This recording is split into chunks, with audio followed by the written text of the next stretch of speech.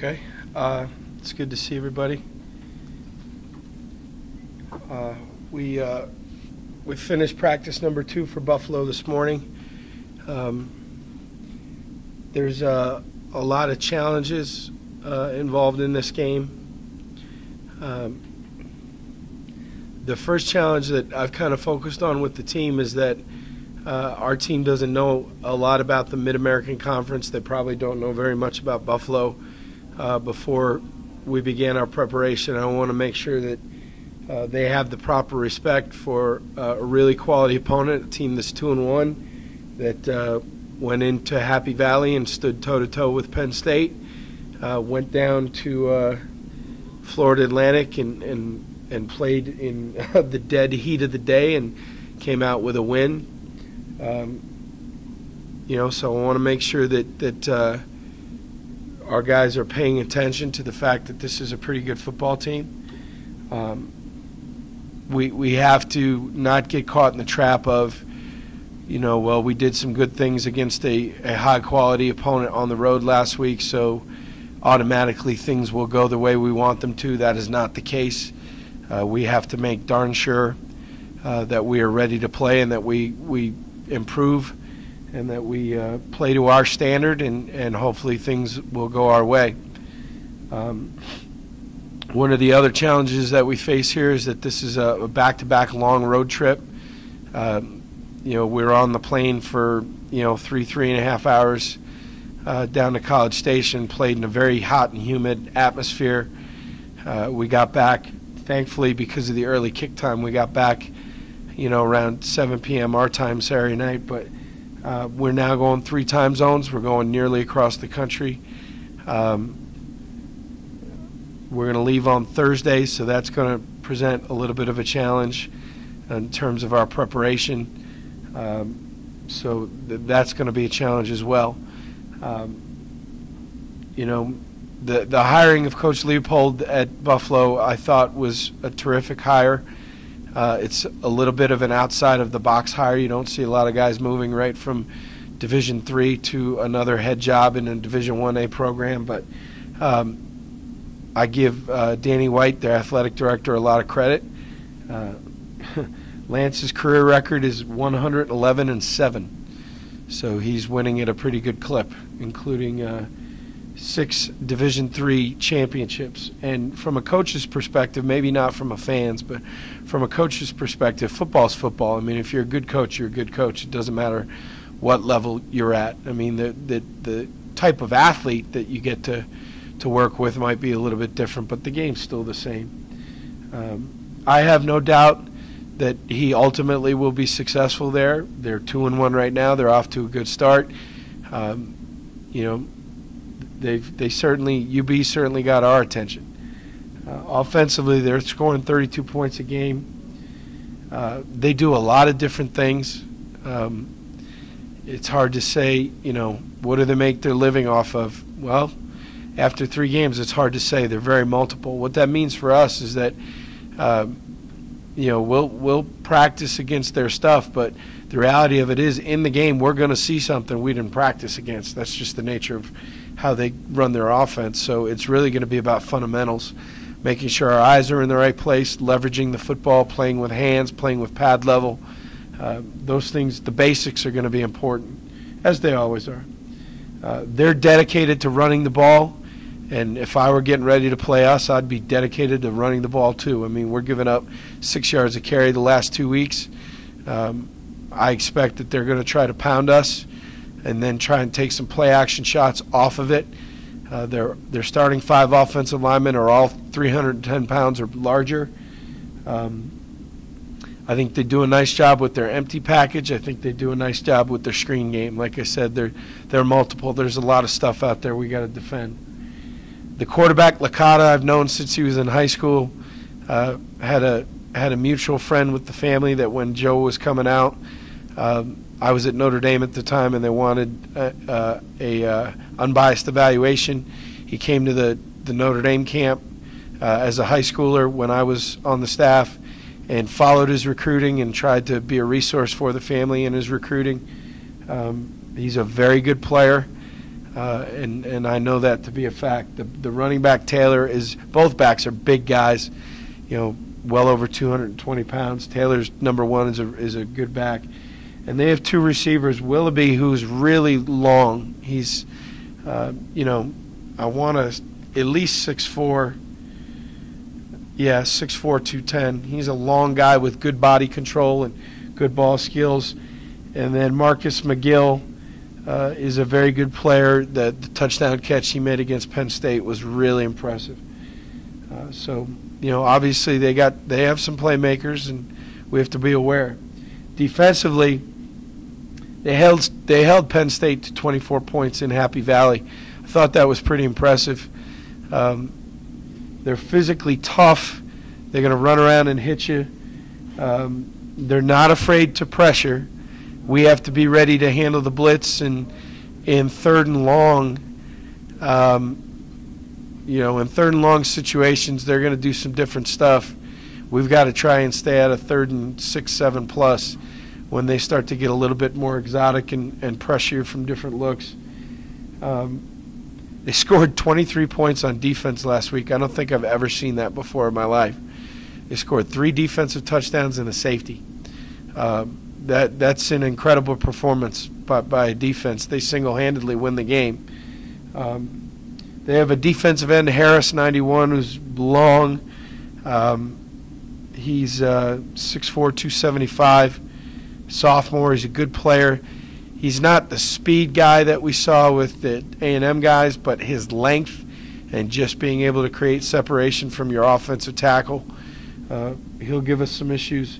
Berry, the linebacker, 23, who ended up, I think, with one of the defensive scores last week, is very active, athletic, shoots gaps, makes a lot of plays in the backfield. And they have a corner, Ross, number 1. I think his first name is Boise, which right there gives me enough reason. But he had a pick 6 for a touchdown. He played well against Penn State. He's a good player.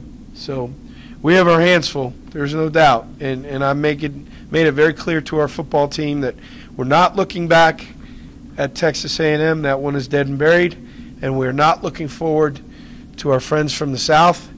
We have got to stay really with a narrow focus this week and keep our shutter closed and tight and focused on the challenge at hand, because they're a good football team, and this is back-to-back long road trips, and we're going to have to be ready to play. So those are my thoughts on the Bulls, and I'll take any questions if you got them. Coach, you touched on Licata. What kind of quarterback is he? Is he a drop back? He's a pocket quarterback. He's not going to he can make plays with his feet, but that's not what they're designed to do. They're a little bit like Arizona in the sense that there is a choice to be made in a lot of the quick game. The choice is, do I hand it off to the back or do I throw a quick shot? It's not zone read where he's going to pull the ball and run away from you. If he pulls the ball in the running game, it's because he's going to throw a 3-step route to a wide receiver. He's a veteran. I think he owns a lot of records there. There's no doubt that he'll be ready to play. How much better have you guys gotten after playing 2 top 25 teams? I guess we'll find out Saturday. I feel like we've improved. I feel like we improved from Arizona to Texas A&M, that we did some things a whole lot better. But that is my focus, that we continue to improve and try to raise our standard, our level of play consistently. As far as injuries go, is there anything of note? Jordan Dobrich pulled a muscle late in the Texas A&M game. I think he'll play, but I can't say for sure right now. Corey Rush has got a chance to get back. He got hurt in the Arizona game with a high ankle sprain. Other than that, we're just bumped and bruised, and I don't think it's anything major. What's that home field advantage like out there in Buffalo? It's not going to be 100,000 people. The energy in the stadium will be different. That's one thing I'm going to talk to the team about. That if you're hoping for 102,000 in the stands and that kind of atmosphere, that you're going to feed off that energy, it is unlikely that we'll see that. It's a nice facility. We're supposed to have a nice day. The students have really bought into the program there, so I would expect we'll get a nice crowd, but it's certainly not going to be Kyle Field. So. Is that good? Is that a challenge coming off like a place you just played? I don't know if it's good or if it's bad. I think it just kind of is. It is what it is. But I think, I think there were times on Saturday that our team enjoyed the atmosphere. They fed off the energy. They kind of liked it. We're going to have to make sure that we bring our own energy Saturday. You talked about Buffalo's defense and how much they capitalized their last game. What is Nevada's offense and Tyler Stewart going to have to do going against Buffalo? Oh, protect the ball. I mean, we can't turn it over. We're going to have to protect the ball. There's no doubt about that. Winning the turnover battle is going to be a big key for us in this game, and we're gonna have to just run our stuff and just run it a little bit better. I mean, I felt like at times we ran the ball effectively against Texas A&M, but there were other times that we had a hat on a hat. We had everybody blocked, and if you looked at the film as the back's receiving the ball, you're saying, okay, this is going to be a hit. And then all of a sudden, one of those big linebackers or one of those SEC defensive linemen would kind of shed us and fall off and make a tackle for a gain of 3 or 4. The next step for us now is we have to sustain those blocks. We got to keep our feet moving, not let people come off of blocks, and try to get our running backs to the second level. And that's something that we have to get done here in this ball game. Travel-wise, how does this maybe compare to like going to Hawaii? It's similar, but the clock's moving in the other direction. Challenges like study hall on the plane, we cannot. We're gonna miss Thursday and Friday of school, so we can't. We've got to get some academic work done on the plane. I imagine going out, I think we're gonna have to stop for gas, so we're gonna pull up to a Jackson's and fill her up, and then keep going. We arrive, I think, at about 8:30 Eastern time in Buffalo. Get down to the hotel about 9:15, 9:30. Now you got to feed them. Making sure that we stay on our body clocks. I like the fact that it's a 3:30 kick Eastern time. It's 12:30 on our body clock. It'd be a whole lot different if it were, although we're practicing in the morning now, so I think that might be a little bit overblown. But, although we won't face the heat and humidity that we faced in College Station, a 5-hour flight is going to dehydrate you. So we literally walk up and down the aisles of the plane, forcing people to drink water and Gatorade and those things. So all those little details that people kind of take for granted, we got to stay on top of those. And we're going to practice Friday in Western New York, and we have to practice fast. I mean, we can't be wiping the sleep out of our eyes. We got to make sure that Friday's practice in Western New York is a really good one, and that Friday practice for us is fly around Friday, and we got to make sure that despite the trip, it's another fly around Friday when we get out there. Aside from the game, are you excited to go back to Buffalo? I am personally. I haven't talked about it to the team, and I won't, because it's not their deal. They don't care where I was raised, nor should they. But for me personally, I am excited. My mom and dad are coming up from North Carolina to be with us. There'll be a lot of family and friends. My wife Laura is born and raised in Buffalo, in the city, so we'll have lots of friends. All my closest buddies from John Carroll, we don't get east very often, so they're all going to make the 3-hour drive with their sons. So I'm going to have a lot of tickets. But again, it will be special for me because I'm a football brat. My family moved around a lot. I've moved around a lot.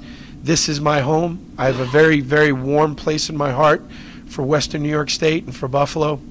But that means nothing to our team, nor should it. They're just going to play a game against a really high-quality opponent, and I will manage the distractions of all the family and friends that we're going to have there away from the football team. It won't affect my preparation with the team, and frankly, the team probably won't even see them. So. Any chance you'll sneak off to a favorite restaurant? No, I am. The beauty of being the head coach is that you get to choose where you eat, and we're going to feed the team lunch Friday after practice at my favorite restaurant in Buffalo, which is Elio DiPaolo's Italian restaurant, a little bit south of the city. Elio passed away a while ago, the namesake of the restaurant. His son Dennis took over, but they have been a long-time supporter of the Buffalo Bills. They feed the coaches and have for 25 years, probably more. So we're going to go eat a nice Italian lunch after practice Friday. So, and then my wife was trying to talk Matt Eck into, which sandwich shop are we going to get the post-game snack from? She was inserting herself into that process because she's got some favorite joints. But other than that, when you take a trip like this, whether it be Buffalo or anywhere else, when you go to a place in the country where, frankly, a lot of our guys probably wouldn't have the chance to see, it's a business trip, and when it's time to work, we need to be focused and working. But as an educator, which I do see myself as an educator, you have to take advantage of a chance to maybe show some guys some stuff that they may never get the chance to see. So we'll take a very short bus trip up to Niagara Falls. We're going to let them, on the American side, we're going to let them get out of the bus for 45 minutes or so and walk around, because my thought is, when are some of these guys ever going to get the chance to see that? That will not interfere with any of our work. I mean, our work is set, and it'll be done, and it will be the normal amount of work that we would do on a regular Friday. Is there a player or position group that's been pleasantly a surprise, or that you've been happy with how they've played so far? I tell you what, I'm really happy with Don Jackson and James Butler. I think they've played really well for 3 straight weeks. They've run physical. They've pass protected. The leadership of both guys on the offense has been great. I think Tyler Stewart has played very well in the first 3 weeks. We had expectations. He has met them and in some cases exceeded them. Defensively, the defensive ends I think are playing pretty well. I mean, given what Lenny went through leading up to the Arizona game, both in his personal life and dealing with some illness, to play the way that he played, I think we're pressuring the quarterback, especially at the defensive end spot, when we get people into 3rd and long. Even against A&M and Arizona, we are pressuring the quarterback and hitting the quarterback. We just got to defensively do a better job of forcing 3rd and longs so that our rushers can go. And Coach Cheerlink has a great saying, you got to earn the right to rush on 3rd down. You got to stop people on 1st and 2nd down so you can get them into 3rd and long, and then your rushers can pin their ears back and go. But I've been pleased with that group as well. So.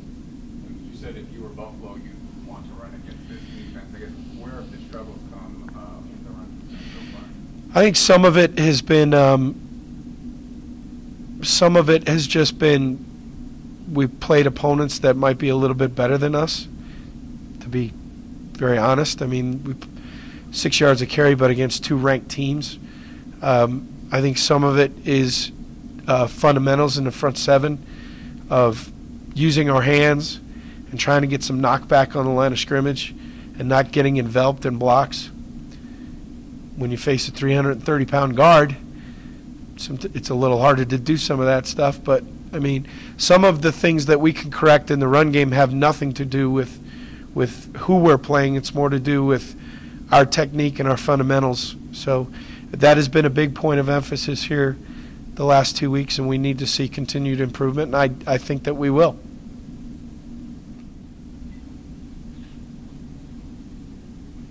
This defense scored 3 touchdowns last game. I guess what did they do well that's going to pose a challenge for your offense?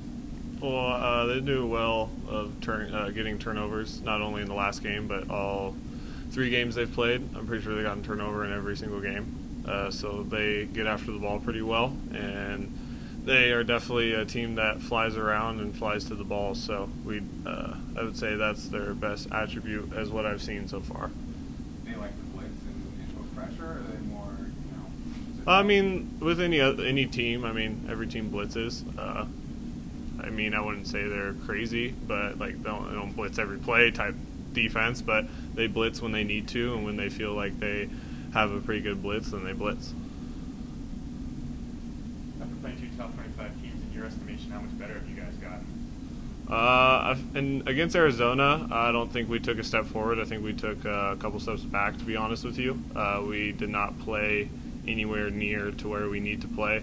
and that's part of playing Arizona. Arizona's a good team. And then against A&M, we stepped up a little bit, still not good enough. Obviously, we lost, so that wasn't where we wanted to be either. But it definitely, we took, I would say, one step forward there. I don't think we took any steps back. So that was good to see. A very similar question. After 2 games, how do you feel going into your 3rd game at the front of this team? You mean the 4th game? Sorry, yeah. I feel like our offense is in a good place. It was nice to see us get better from kind of having a very disappointing 2nd game, that we stepped up, showed a lot of mental toughness, that we stepped up and did a little bit better against A&M. So we just need to keep building on top of that. Did it feel like you were in the crosshairs at A&M with those 2 DNs constantly in the backfield? No, I trust my own line, and they did a pretty good job on them. I mean, they're good players, so they're going to get home once in a while, and I understand that. But I need to stand in there and make plays or run the ball, whatever was the case. I never felt like I was in the crosshairs or whatever you when you say. Face a defense that's that quick and that back there in the backfield that quick, does it prepare you for going forward? Because you're not going to see something like that most likely for the rest of the year. Prepare in what sense? In like making quicker reads, getting rid of the ball quicker, that kind of thing. Well, I always try to be fast no matter who we're playing, because I mean, making quick decisions is something that a quarterback should always do, be really decisive. So I wouldn't say that we changed too much. Obviously, we had to prepare for them a little bit more, like chipping against A&M, chipping them and kind of getting them off their pass rush a little bit. But no, I feel like I always try to make decisions fast and quick because I need to. Coach Polian has said through the last couple of weeks that once you get by A&M and Arizona, that teams will start looking more like us. Looking at film on Buffalo, do they look more like us? If you mean by us not having probably a first-round draft pick at the end, it's probably, yeah. I mean, that's just kind of the truth. He's a pretty good player, and we are aware of that. Buffalo has good players too, but obviously they don't have anyone like Myles Garrett. It's just kind of obvious. But Buffalo has good players, and I mean, I guess you could say they look like us. I feel like we played pretty well against A&M, and we had our chances. So I don't know what looks like us really defined as. What are the challenges of having such a long travel? I mean, Coach Polian kind of touched on it. Dehydration, definitely. I don't think the time change will hurt us too much because, like you said, it's a 3:30 kick, and we practice in the morning anyways here. So I think we'll be up and ready to go. I think the time change was worse in A&M because it was a little bit earlier on our body clock than it will be in Buffalo. Do they have a position group that kind of stands out on film as being their best defensive group of guys? I mean, they're all pretty experienced players. They all played a lot of football. They have a couple guys at each group that have all played, had a lot of starts or even a lot of snaps at their career in Buffalo. So I feel like they're, as a team, as a defensive team, they do a really good job at every position group, I would say. Why do you think they've had so many turnovers? I mean, you can see it on film. They get after the ball. They rip at it. They definitely know what they're doing and coverage and type stuff, and they know where they can take the chances on picks and that kind of stuff. So they know when they have help over the top and they can kind of jump a route a little bit better, or if they are playing man coverage, they keep their eyes on their man, and when their man catches the ball, they're after the ball real quick. So I feel like that's part of the reason they've had a lot of turnovers. Your last non-conference game before going into the Mountain West, do you feel like the team needs a win here to have some momentum or a little more confidence heading into the Mountain West play? We're always looking for a win. We want to get a win every week. That's the goal. That's pretty much our only goal, in a sense, is to win every week. And obviously, wins always give you a little bit more confidence boost. We're only looking for this week. We're only looking at this week, so we're not really looking too far ahead. And we need to worry about what we're doing this week. Can't really worry about who's up next in conference and who's all that type of stuff. Coach mentioned you'll take you guys an Niagara Falls. Did you know about that? I got a little rumor. I didn't hear it from him personally, but that's pretty cool. I've never been there. I've only been to New York City. I've never been to like New York State. So it should be pretty cool to see Niagara Falls. I heard it's really beautiful, so that's cool. Questions for Lenny?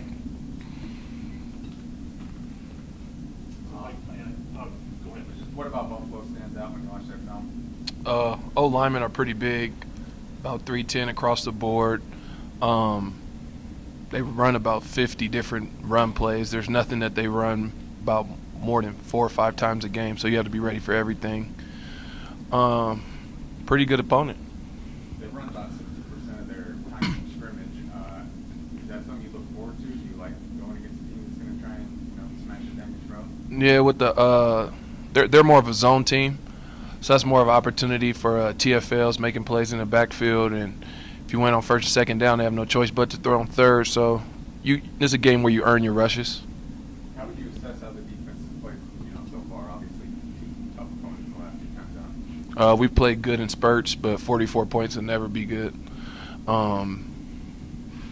Like I say every time, we got to just do our job, do your 111th, and these other guys are on scholarship too. They're going to make plays, but 44 points is never acceptable, so until we can get that down, we're not doing a good job.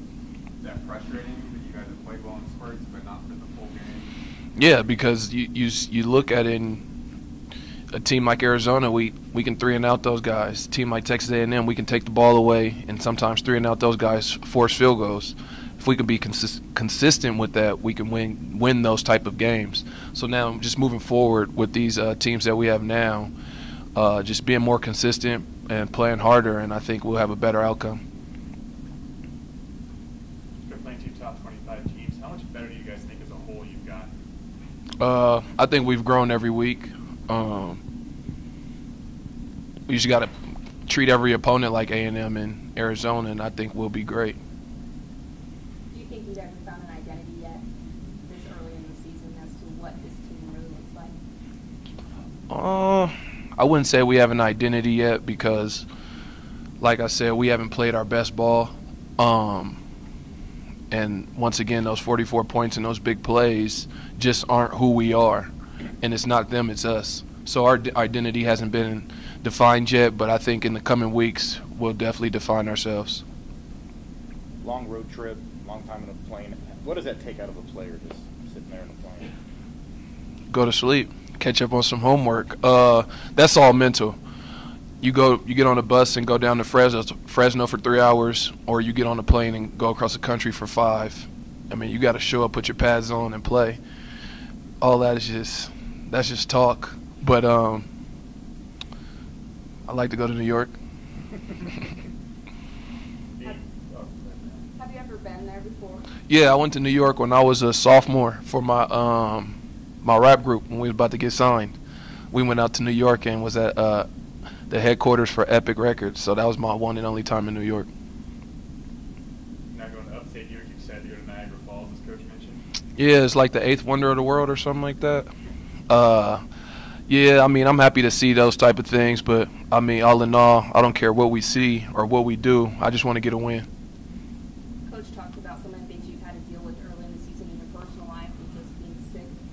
Now getting past that, how do you feel going into this next game? The same as all of them. I want to win.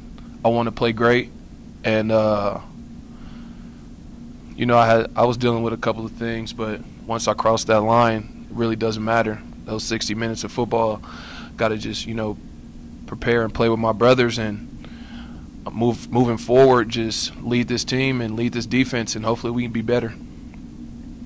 Being a senior and having that leadership, I guess, back to travel, is that kind of something you can help step up with the young guys and kind of tell them how to manage themselves on these long business trips, as you would say? Yeah, Coach Polian does a pretty good job of telling us, but yeah, talking to the younger guys, sometimes when a coach tells a younger guy something and he hears it, but when he hears it from a player or a guy he looks up to, it actually settles in. So yeah, I always make sure I talk to the younger guys about how to conduct themselves, and the 5-hour flight going across the country really is nothing. When you get there, you just got to play ball. You feel like the team needs a win heading Yeah, we definitely need a win. We want to start a 9-0 win streak going into the conference championship, but you got to start with one win before you start a streak, and this is a good week to get one. Coach Polian's talked a little bit about the run defense. What do you think you guys have struggled as far as stopping the run?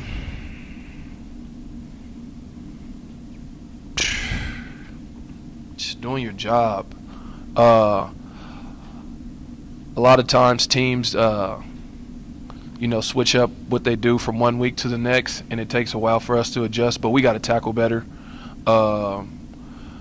We got to come downhill, hit people in the face, and just not allow big runs to happen anymore. And once we eliminate the big runs, I think you'll see the yards per carry and the total yards all decrease.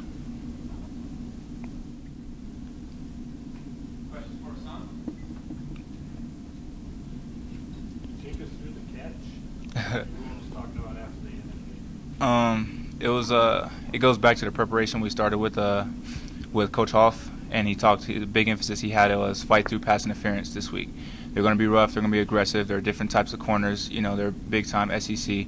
There's going to be something you haven't faced before. So if they do grab you, keep fighting and make the big play. And it came down to talking with Tyler Stewart before. He's like, if we get in that situation, I'm going to throw a natural back shoulder, slow down and make the play. And that's what happened. And as the ball came down, I saw it coming. But once he pushed me, it went away. But the ball hit my hand as soon as I did. And it was one thing I worked on with Brendan Wimberly a couple years ago. It was like when it touches your hand, you can't see it, flip it. And it's kind of like Odell Beckham when he says when he lost it, it hit his hands, so he flipped it to his body. It's the same thing. And I learned that from Wim before Odell Beckham's catch. So I give a lot of credit to him for teaching me that, because once it hit my hand, I flipped it and I was able to make the catch. What did it feel like to get the national recognition that you did? It was great, more so for my family. Got to talk to a lot of cousins and aunties I haven't talked to in a while, just because they got to see it, and they got to see it, their nephews and cousins' success. So it was pretty great, to see it all around. And I think it was better instead of for me, I think it was better for my family to see and know that for my parents, one of their kids are doing something well. Do you think this was a statement game for you this season? I think so. It was pretty big coming from Coach Polian and Coach Hoff. Like, you have to make the plays this game.